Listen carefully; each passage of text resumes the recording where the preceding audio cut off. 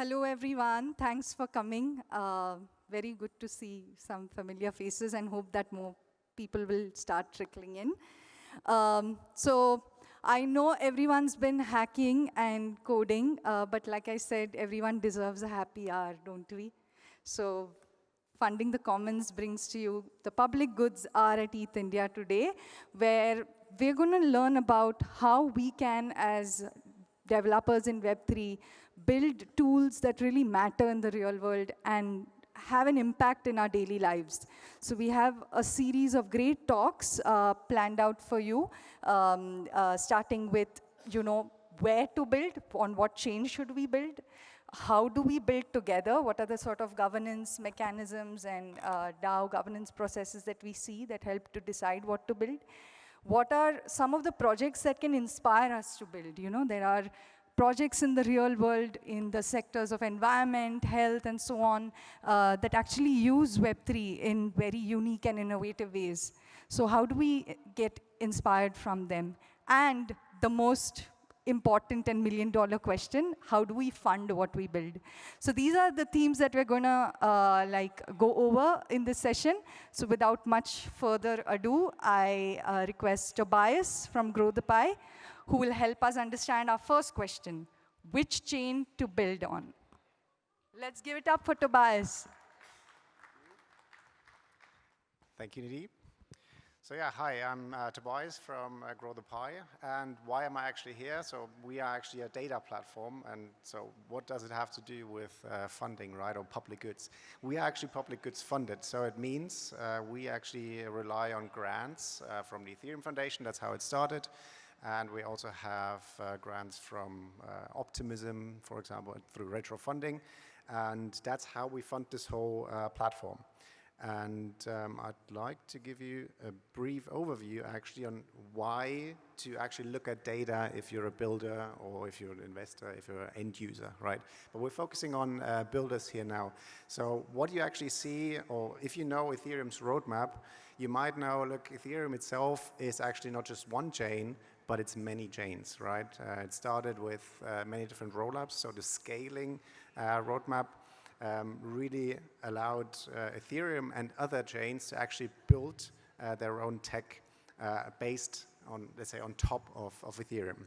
And we have so many different chains, so it's getting more and more complex actually for you as a builder as well to really decide on where should you build on, right? You don't want to just chase the latest trend or go with, I don't know, let's say the latest launched chain, because you want to make really informed decisions on where to deploy your project, because you might have a certain user base on a specific chain for your specific project or your specific concept. So that's where data really helps to decide, okay, where should you build on? And as you see here, that's the overall layer 2 weekly engagement. So here we have the activity of the whole Ethereum ecosystem. And this activity is made up of so many different chains. So we are tracking right now 25 different rollups that are building on top of or settling on Ethereum. So that means you can actually now wisely choose, okay, for your specific DeFi project or for your specific identity project or whatever you're building, there's a specific niche for a chain that we have. And that's where we have a couple of different metrics that you can look at, activity metrics, for example. Also, what's always interesting is the throughput. So if you're building a game, for example, you want to choose a chain which has a high throughput, for example, right? And here you see like Base, for example, is always increasing their capacity. So the transactions that per second that can go through the chain, right? So that also already informs you, okay, how can you use this chain, and is it a good chain for your specific project? We do a lot of smart contract labeling, and that allows us to really define a different usage of chains. So as you see, we have many different applications for these chains, right, that we're tracking. So if you, for example, looking at a gaming chains, you see that Linea is also quite a popular chain there right now with the projects that we're seeing. And when you then look at all these smart contracts, you can, for example, look at different projects that are already out there, and so what's already built on the chain, and what you might want to do next, or if you have a certain specific niche as a builder, right? So this is just like a glimpse into, I don't have that much time, into the data that you can use and utilize to actually really make informed decisions around building on-chain, and especially on different layer 2s and layer 3s that are settling on Ethereum. So I really have a look at at the data. I'm also going to be around if you have questions into details about, okay, data availability, for example. That's always a very important aspect to consider as well. Economic metrics is very important, and that's what you find in our data. What you can also, since we're public goods based, and I want to end on that note, you can use all this data for free. So we don't have a paywall that just says, look, yeah, then you all of a sudden have to pay for a certain intelligence. You really can use this data that you see on our front end and more if you use our API. So if you just scroll down on API, and there's an explanation, there's also examples how you can make your own detailed analytics around your project and what you'd like to build. So yeah, if you have any more questions, I'll be around. Just come up to me, and now we're going to continue with the next talks. Thank you very much.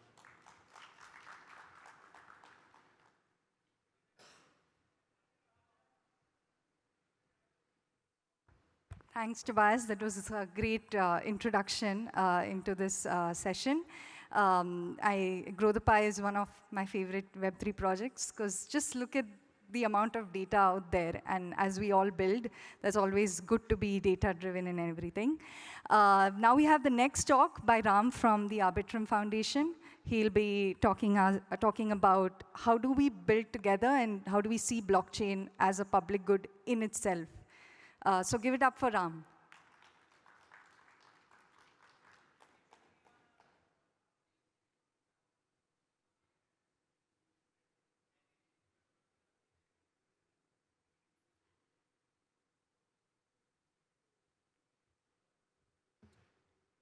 Hey guys, how's everyone doing? First of all, has everyone here heard of Arbitrum? If you have, please raise your hand. Yeah, and are you vaguely familiar with what a DAO is? Yeah, okay, good, that's useful to know. So yeah, today, as Nidhi mentioned, I'm going to be talking about how blockchains in themselves are public goods and how this relates to decentralized governance. And I'll be explaining this in the context of Arbitrum because I work for the Arbitrum Foundation. So here we go. So firstly, yeah, my role in the Arbitrum Foundation is that I work in the DAO relations team. So as it pertains to the DAO, the Arbitrum Foundation is basically there to support the DAO in operationalizing whatever it is they want to do with the Arbitrum ecosystem in a compliant manner. So the Arbitrum Foundation is a neutral steward. We're just there to support the DAO. We're like a pair of hands to the DAO's brain, while the DAO is the chain owner responsible for making decisions about the Arbitrum ecosystem.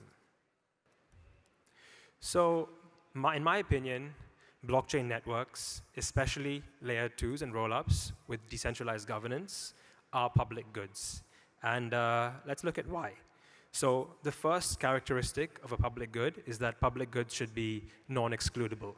Anyone is free to use or build on top of the Arbitrum ecosystem and Arbitrum chains, and especially considering some recent innovations like Arbitrum Stylus, developers are free to use programming languages other than just Solidity to actually deploy on Arbitrum, or any chain for that matter, which therefore reduces any potential barriers to entry even further. The second characteristic of public goods is that they should be non-rivalrous. So as an L2, Arbitrum doesn't have the same scalability constraints that Ethereum Layer 1 has, and especially since the EIP 4844 upgrade, transaction fees are pretty much negligible. So this means that one's use of the Arbitrum chains doesn't really make it more expensive for other users to actually use the chains. And even if it did, using Arbitrum Orbit, you can actually deploy your own custom blockchains as L3s or even L4s in the future to therefore further grow scalability, which goes to show that layer 2s and rollups are truly non-rivalrous. And the third point, which kind of links into the non-excludability, is about decentralized governance. So the Arbitrum chains are governed and owned by their community of builders and users, otherwise known as the Arbitrum DAO. So yeah, it's the Arbitrum DAO that truly decides how the Arbitrum ecosystem evolves over time. And this is what I want to focus on today. So why does the Arbitrum DAO exist? It's primarily there to be the defender of the Arbitrum chain. So it votes on proposals that impact the Arbitrum network, including on-chain smart contract upgrades. And it also manages its treasury. So the Arbitrum DAO's treasury today is worth around $3.3 billion, I think, which is, so they were allocated 35% of all ARB tokens, and they get to decide how to spend its treasury to further grow the ecosystem. And we look at these examples a bit later on. So what does it mean to be a chain owner?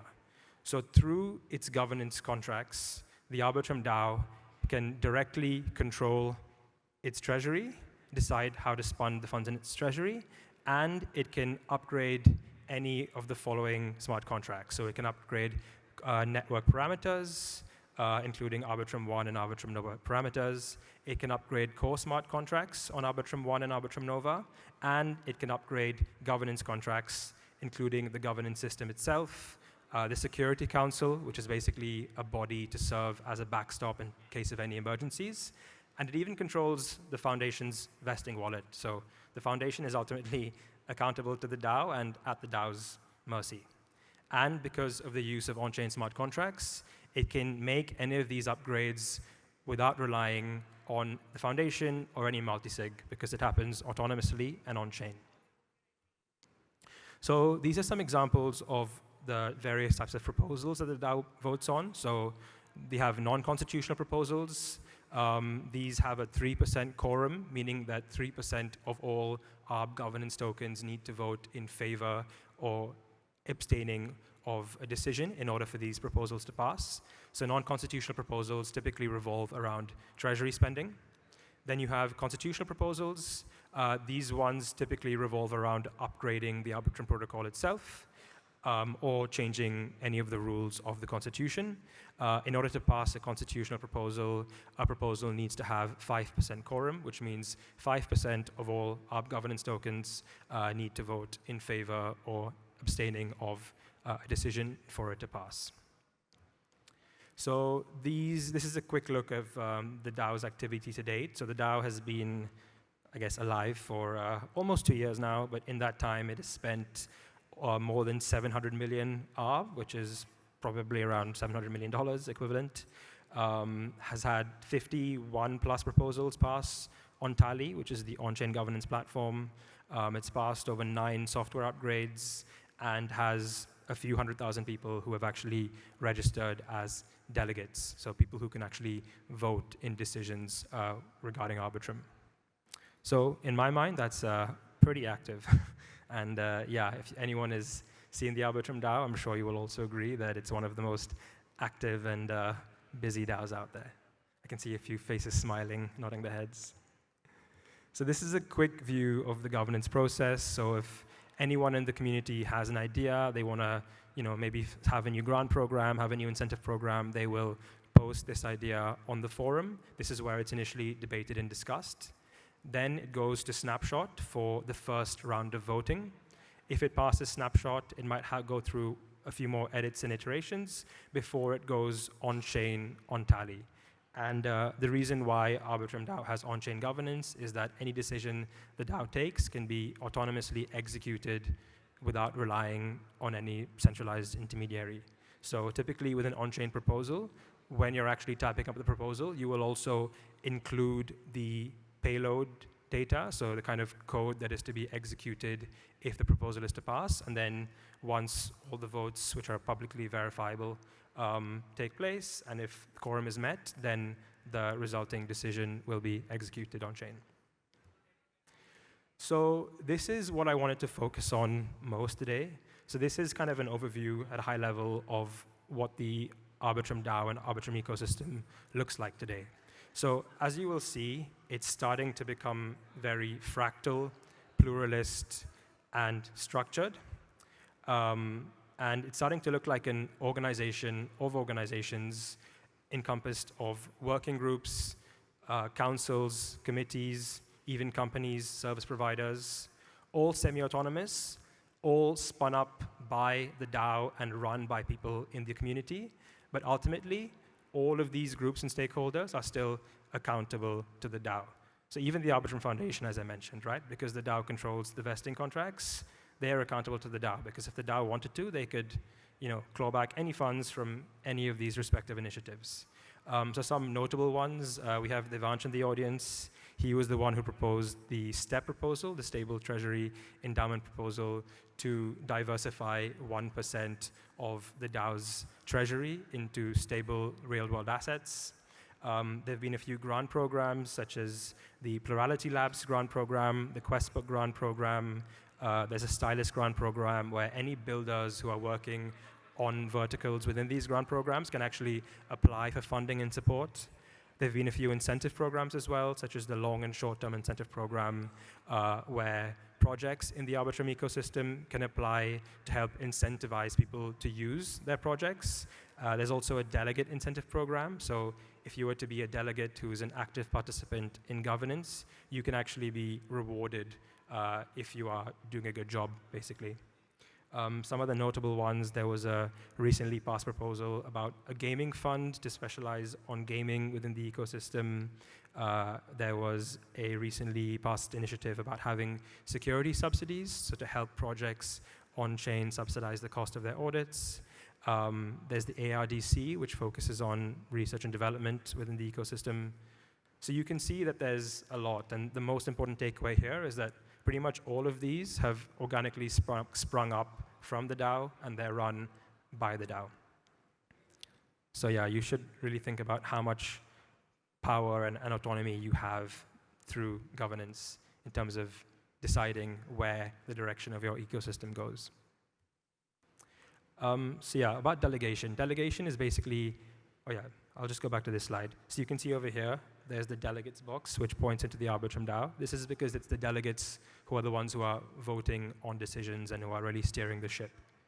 So to be a delegate, it means you have registered yourself to use your voting power towards decisions being made.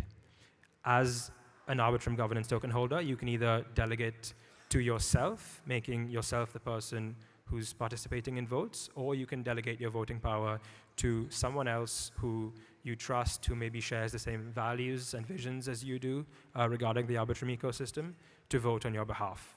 But even if you do delegate to somebody else, at any point in time, you can still claw back your voting power if you want to. So ultimately, you, as an ARB token holder, is always in control.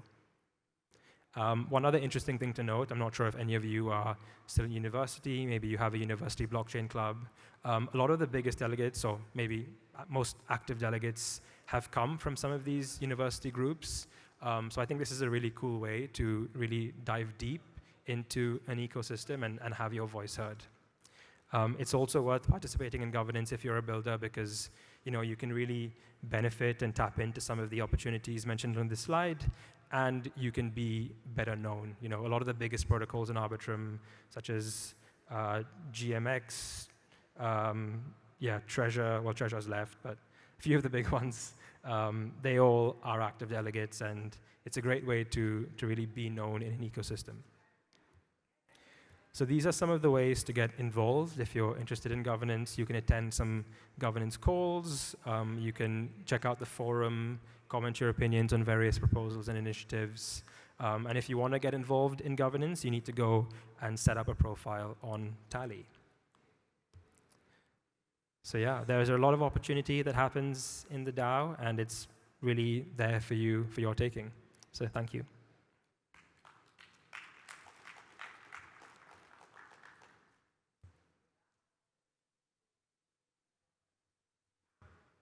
That was a really brilliant overview of what Web3 can actually offer, not just in terms of funding, but coordination mechanisms, how do we govern ourselves. And that's what the next talk is going to be about. We have Dr. Ramnath Bhalla. He is from the Blockchain for Impact, which we all may know as a crypto relief fund that was funded by Vitalik. We'll learn about how Web3 can actually have a real-world use case, if at all, yes. So please welcome Dr. Ramnath.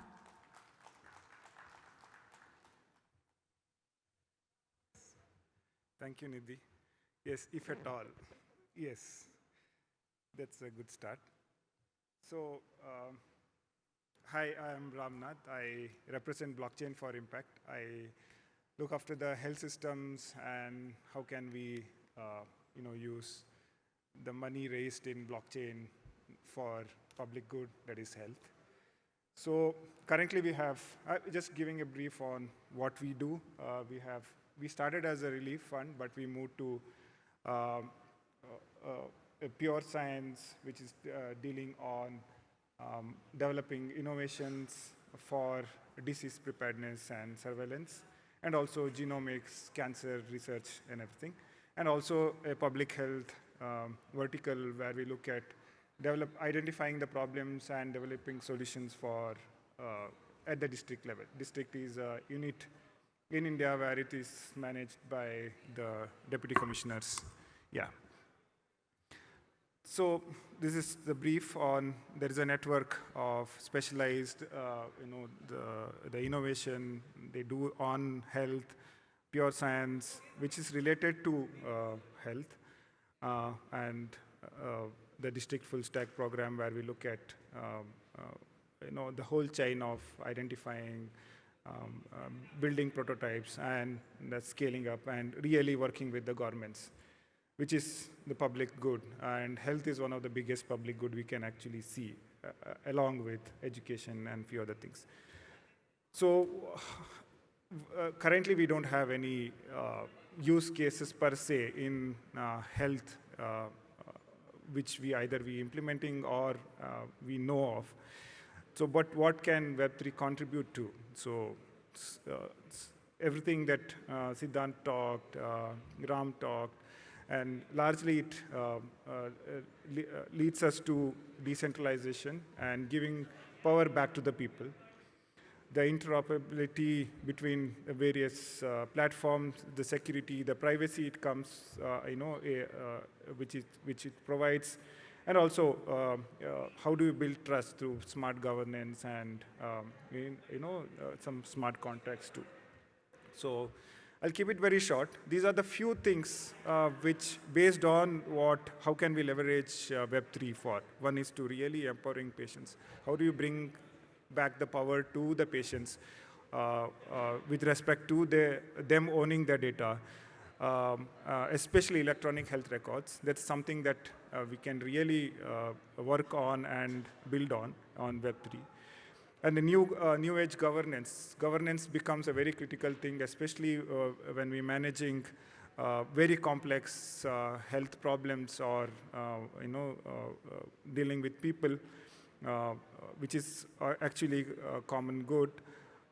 We need smart contracts. We need accountability, and also which in turn build trust. So, and also data security and privacy. Now that India is moving forward towards the decentralized data and also the Ayushman Bharat health accounts, I think the people need to have the privacy and control of their data. So I think that makes it more logical to work on that. And blockchain also is very very good in logistics and making sure that you can't fudge the data or you can't manipulate the data. So especially in terms of making sure that the medicines reach on time, You can track the counterfeit. Imagine NFTs for each medicine. It's something very unique for every medicine which cannot be manipulated. And also the interoperability, and now with the AI, makes it much more powerful, especially where the patient owns the data. The data can be used to diagnose disease much more early. And also, anyways, the whole the community is all, the developers are using data. How can we monetize data, patient data? At least when we are taking so much data, they're taking data on your watch, on your phone, how can we monetize that for the people who are actually used as a guinea pigs? So this is something that we can really work. And we at Blockchain, we have access to a lot of public infrastructure. Institutes, we can provide that access to the information, knowledge, and also the problem statements that we can work on. So I invite all the developers to come visit us at Blockchain for Impact. .in. So you reach out to us. We will take you to the field. We'll give that access, and we can see what we can build together. Yes, thank you.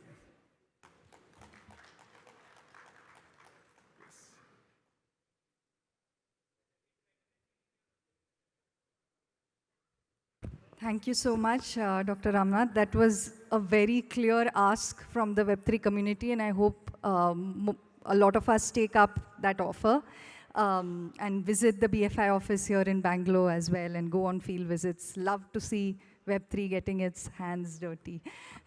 And in the grassroots, yes. So now we have a next Sejal from Gitcoin. She will be taking us through some of the funding mechanisms and how Web3 funding has been a use case in some of the real-world projects, including a health project as well. So give it up for Sejal.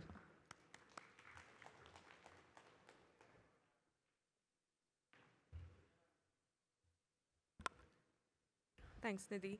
Hi, I'm Sejal from Gitcoin. So Gitcoin is basically a platform which builds software to fund what matters to you. And a good way to think about it is, for example, India COVID relief received, it's a fund that received these funds from Vitalik and Sandeep. Now the question is, how do you distribute these funds, right? So that is what I'm going to talk about. Okay. So as we know, right, like we do capital allocation on a day-to-day basis where we are paying bills, giving money to our friends, returning, paying for the restaurant meal. And this also like happens in a larger scale where we distribute millions of dollars. And then, as the scale of the capital allocation increases, the need to have legitimate mechanisms becomes even more important. So legacy capital allocation, we know it's not precise, especially when the size grows. It becomes even more difficult to really distribute the funds with accountability and having the right impact evaluation metrics in place, right? And it's a lot of gatekeeping. That's what on-chain capital allocation solves for, right? It's accessible, which means anyone with an internet connection can participate through web or mobile application, right? It's democratic, which is the ability to easily create and run on-chain voting enables governance that reflects the will of the people. Like Ram said in Arbitrum DAO, right? You can have a voice, and so it's democratic, evolutionary, incorruptible, transparent, precise, and scalable. Yeah, so Gitcoin started in 2017, and 2019 it launched Gitcoin Grants Program, which is like a funding festival, which happens every quarter, which I'll talk more about, right? So the mechanism that we use is quadratic funding. That's just one of the mechanisms that can be used to really distribute the funds, right? So far we have distributed 66.5 million worth of impact, which you can check out at impact.gitcoin.co. So QF. So quadratic funding is the mechanism which was given by Vitalik, Zoe Hidzik, and Glenn.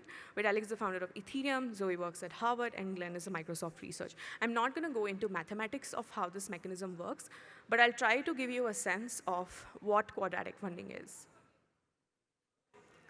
So imagine there's a matching pool of $100 that needs to be distributed between two projects, right? so grant A and grant B, which is project A and project B, right? So here we say like, so imagine like grant A receives $100 from one contributor and grant B receives $100 from 100 contributors. Grant B will get 99% of that matching pool. So what this means is basically that what does the audience believe which project should be funded matters more than the amount they have funded, right? So here, when we say $100 received from one contributor and $100 from 100 contributors, that's essentially the vote of these contributors to the projects they want to see the funds distributed to, right? So the matching pool, if it's $100, and the $99 will go to grant B, because it received the support from 100 contributors, right? So it's simply said, it is harnessing the wisdom of the crowd, right? So think of it in the use case of India COVID relief, right? They want to distribute it to, let's say, hospitals, or you can imagine whatever you want to imagine. Instead of them deciding how this fund gets distributed, they're going to ask the community members to decide who they want to see funded, right? Maybe community wants to get the mask providers funded, right? So that's how it will get decided. That's one of the ways you can distribute funds, right? And similarly, we have also done QF experiments in real life. So there's a local business experiment that happened in Boulder. But my favorite is American Cancer Society, which is an organization based out of US. So they basically had a fund, 83K, and used QF to distribute funds to their different programs. And they did not decide which program to be funded, but it was actually the community that decided how this will be funded, right? So one thing I want to say is that for developers, like as the scale of capital allocation increases, which means imagine if as we have to eventually reach a stage where we have the mechanisms for millions and trillions of dollars to be distributed. No one mechanism fits all, right? So we need you to build mechanisms which will fit the use case for people, right? So there can be hundreds of mechanisms that can be built. That's what we imagine to be the Web3 funding infra. And I want to invite you to join us and see is there anything that you would like to build which will help people efficiently allocate capital. So you can scan the QR code, and it will lead you to the Telegram group where you can be part of the community and download the book, which has 50+ mechanisms you can read about and start building. Yeah, thank you.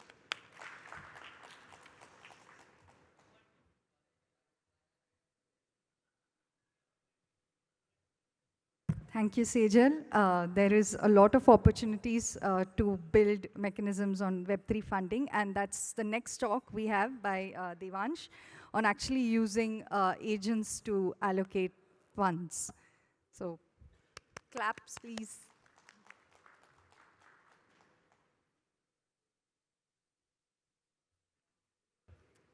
Hey guys, so this is a really new mechanism that we've been working on over the last 5 days or so. Some credit to Vitalik. He's been really like kind of a big brain behind this new mechanism that we're presenting. This is the second time we're presenting it, so it's very new. The first time was yesterday. I think the overall problem which we're trying to solve is that as a person who has to allocate capital, you have to look at every single applicant and make a decision on them. And this structure doesn't scale very well because a lot of the judges don't want to read about every single project. So how do we actually change the mechanism from making n decisions, where n is equal to number of projects, to making just one decision, which is I will choose this particular AI to be the capital allocator. How many of you have heard of Protocol Guild over here? Wow, okay, that's half the room that knows about Protocol Guild. So for the other half, they are an example of a guild with level 1 complexity, where you have funding sources like the Arbitrum airdrop, which went to a contract, and Protocol Guild distributed it to the contributors of Ethereum's core repo based on how long they've been contributing. So someone contributes, if someone has been contributing for a very long amount of time, they get more money from the guild, which is the Protocol Guild. So what we are trying to do now is create a level 2 complexity guild, where you have funding sources coming in, it like there's a jury or a committee which decides, which votes on the importance of different repos, and then that AI model distributes it to different repos, and that repo distributes it to its contributors. Um, so if you look at kind of like, this is like a quick overview of what the model looks like. We are still working on it, and we are like going to be announcing it soon. So basically, you have dependency graphs that Ethereum depends on certain core repos, and how important is one repo versus another. So that's like the second question, where the AI model will analyze the dependency graphs and try to give weights that this is worth 0.1, that's worth 0.3. And then how do we choose which AI model? Like, what we don't want is a single AI model which we all rely on, and that's making allocation decisions, because that has too much power given to the AI. So instead, all of you developers in the room can create your own AI model, and then we'll have judges which actually say that, yes, I think this is more important than this. I think that is more important than this other repo. And based on the preferences of the judges, the AI model gets chosen, or it becomes the winning model that gets to allocate. This is an example just based on GitHub stars. Like, don't like these numbers aren't serious, but it's kind of what we would want people to do, which is fill in the blanks, create a model which gives weights to these different repos that Ethereum depends upon. So this is the contest that we're going to be announcing very soon. So yeah, if all of you liked it, please scan the QR code and join our Telegram group. We are really looking for submissions of people who want to build a model that can become an allocator agent. I think allocator agents are going to become a more and more bigger thing, because Protocol Guild just uses time weighting, and we need to move beyond just time and actually try to assess relative contribution. Thanks.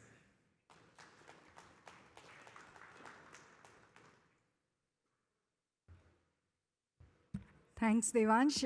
Next up, we have Shama from the Catalyst Foundation, who's going to remind us that when we build, let's keep our feet on the ground and touch some grass. So,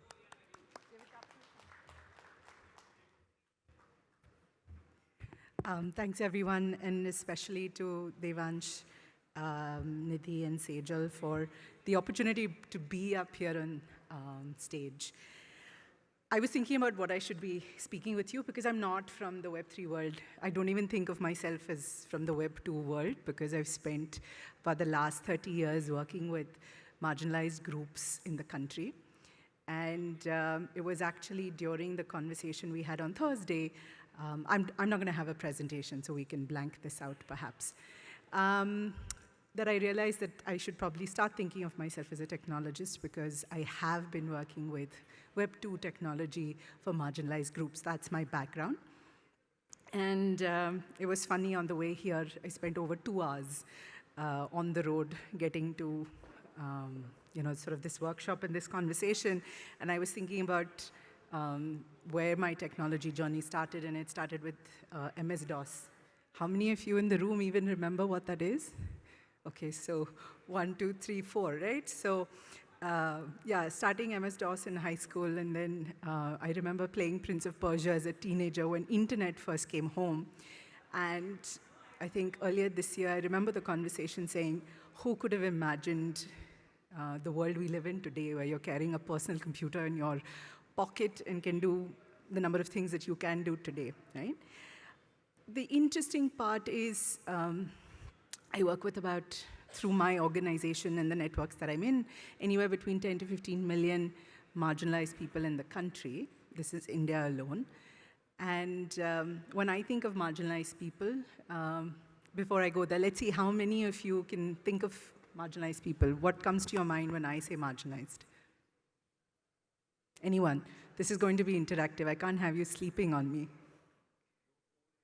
No food, okay? So somebody without food, okay? Anyone else? Somewhere back there?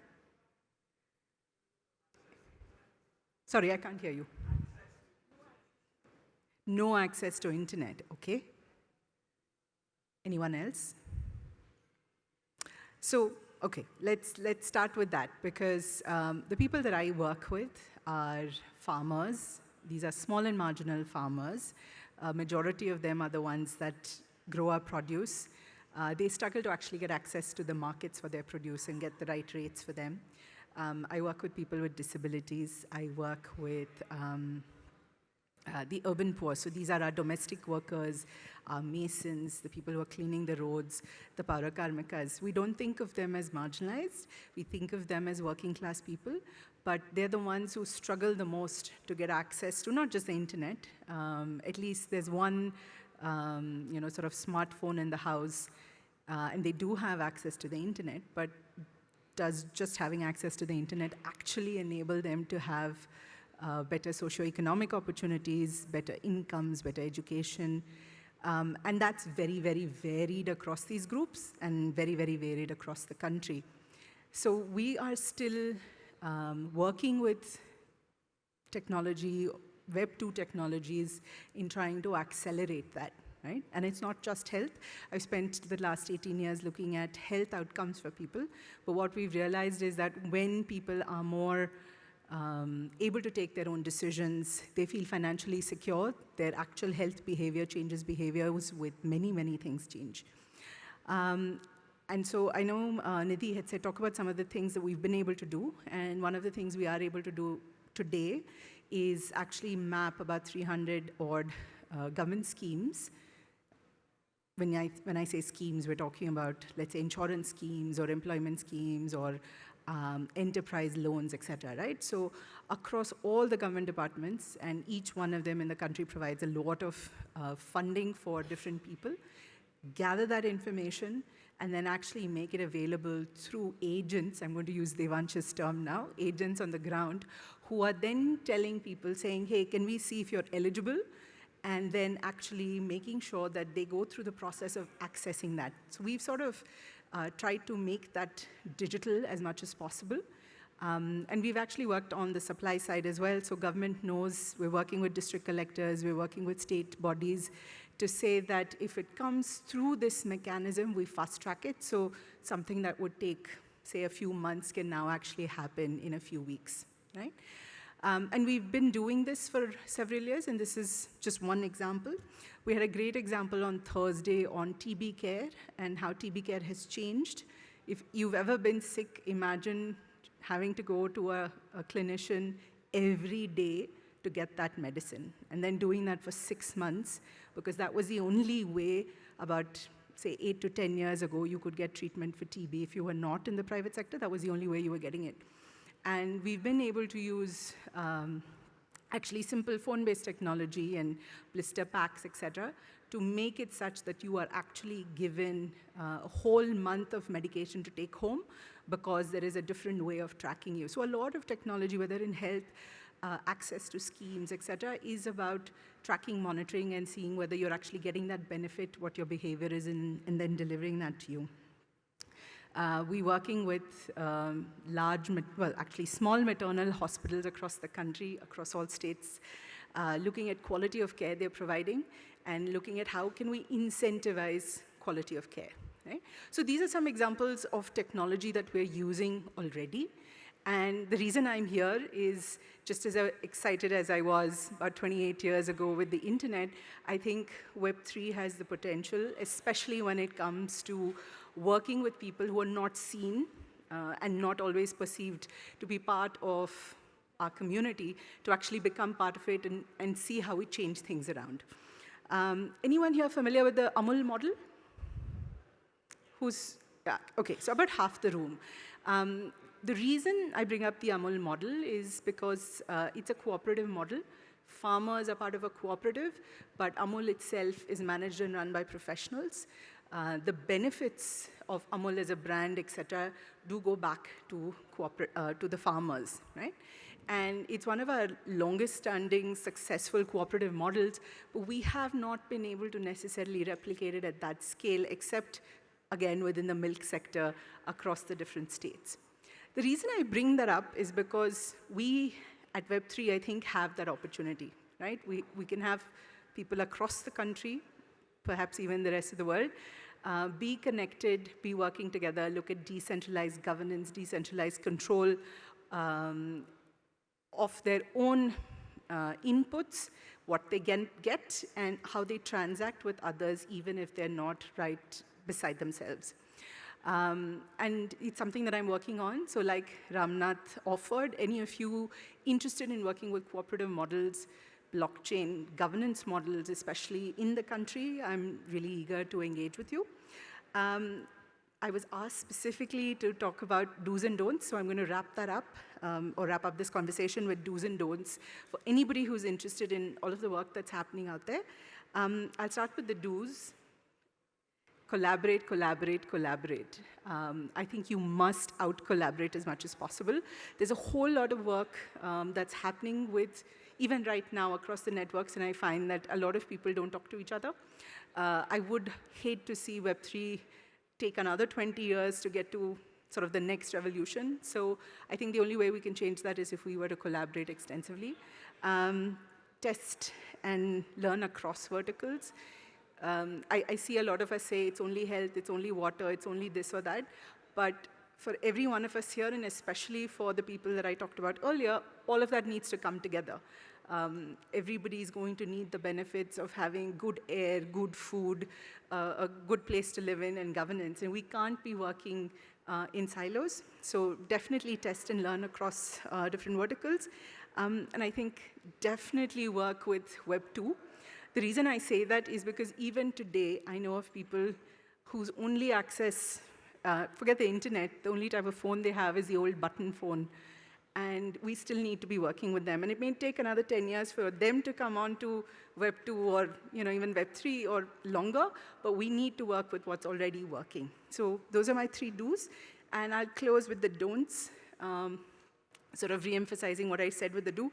Don't try to do it all yourself. I'm really grateful to be here as a non-technologist amongst all of you, but I have a lot to learn, and I think you have a lot to learn from others as well. So don't try to do it yourself. And finally, let's not talk only about the success. There's going to be a lot of failure, and those lessons are going to be very, very important. Thank you.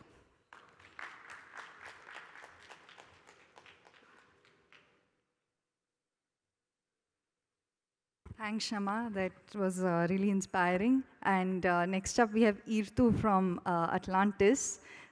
He's going to really talk to us about how he's designed a Web3 tool for environmental change.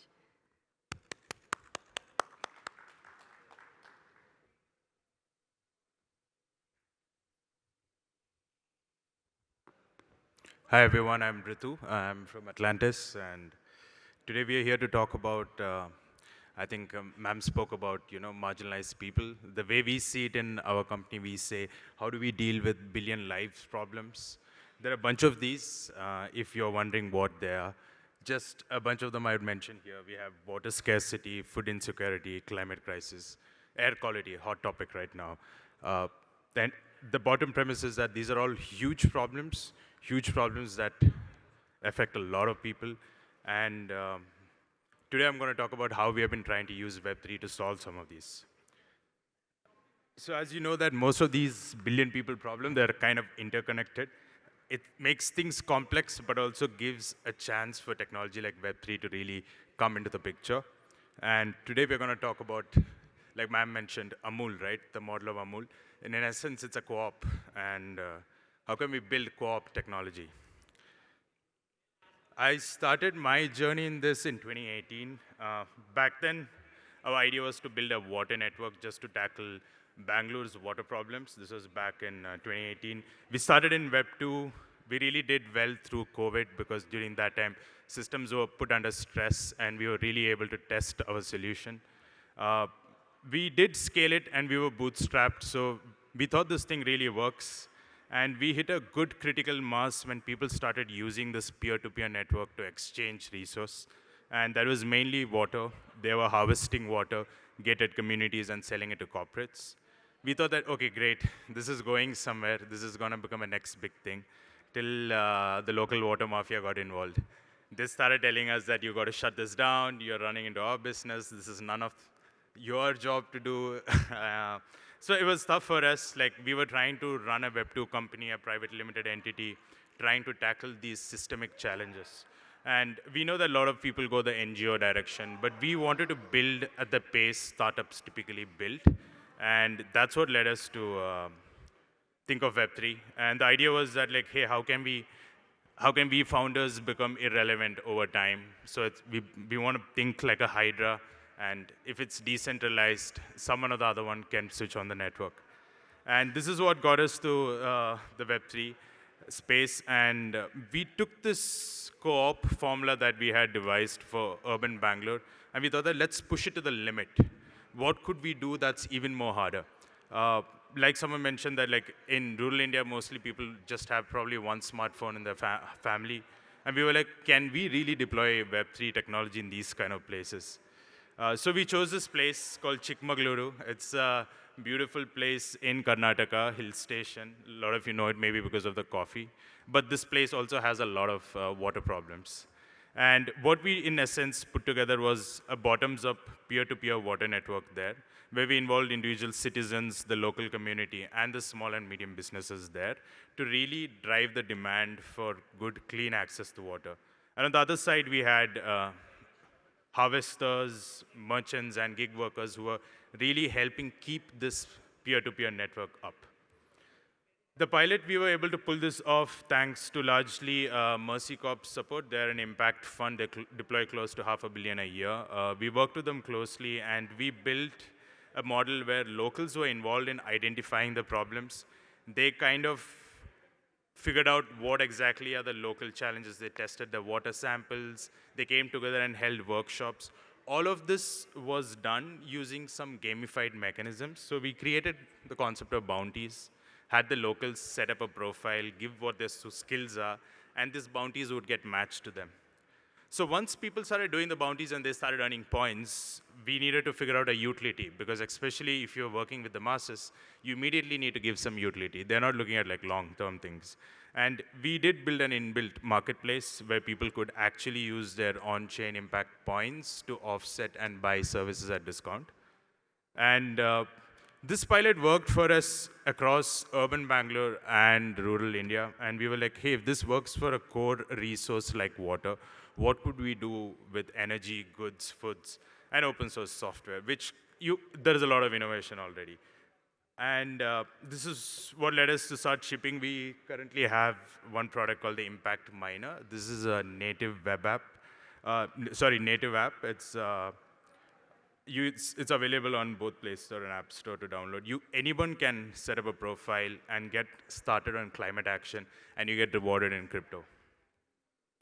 While we were doing this, we also realized, as someone who relies on grants, that like deploying the grants on ground in itself is a lot of tasks. So we developed also a second product called the Impact Foundry.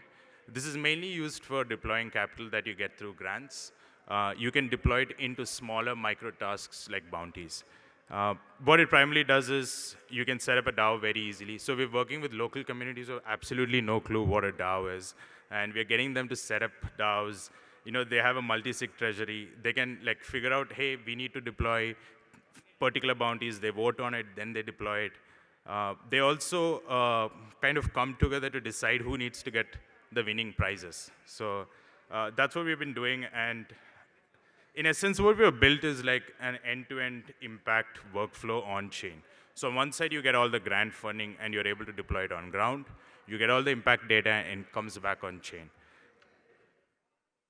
All of this was possible because we took a very different approach. We didn't want to go protocol first. We want to build a bunch of apps and really test the possibility and what exactly the underlying protocol can offer. Now we have reached a point where we are giving out the protocol to developers to build stuff on top of it. Like what we say is that to take on this billion people problem, you need to have thousands of interfaces. It's not going to be one or two applications. There are going to be tons of applications that need to drive this. And yeah, I wanted to play a video. I don't think that's going to happen. So I'll wrap up my talk here. And if you want to get involved, we do believe that developers have a very, very big role to play in this. And we have a small place here called the Atlantis Sanctuary, where, hey, if you're wanting to build in public goods, you can always drop by there and get all the support you want. Thanks.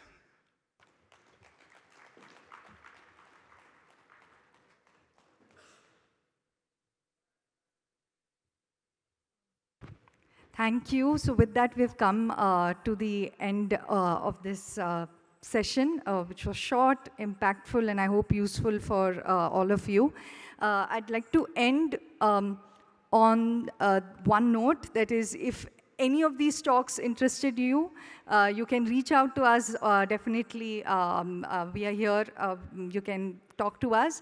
But there's also another way of actually building public goods through pop-ups. There's a whole pop-up city movement in Web3 right now, where it's focused on building digital tools for real-world impact, open source digital tools, public goods in Web3, and which have a real-world impact. So we have one at our doorstep happening in January. It's called Zoo Grama. That will happen between Jan 5th to Feb 15th. It's for a month or so. If anyone is interested in joining this pop-up city, please reach out to us, and we will connect you with how to apply and what's the process. So hope to see you all continue building and building for good and spreading the message of blockchain for good. Thank you, everyone. Thanks so much.